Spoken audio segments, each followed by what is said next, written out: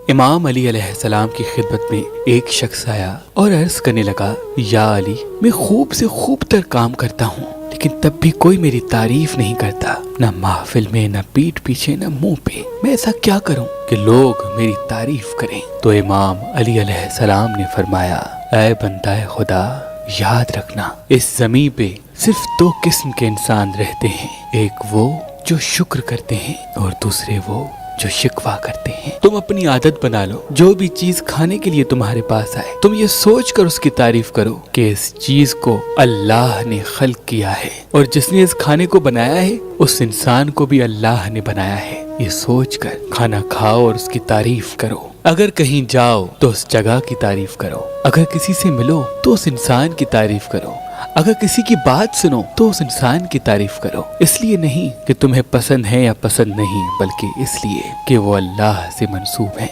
जब तुम अल्लाह की खिलकत की तारीफ करना शुरू करोगे तो अल्लाह अपनी मखलूकात को तुम्हारी तारीफ करने पर लगा देगा। बेशक वो किसी का एहसान नहीं रखता, वो किसी का एहसान नहीं रखता, वो किसी का एहसान नहीं रखता।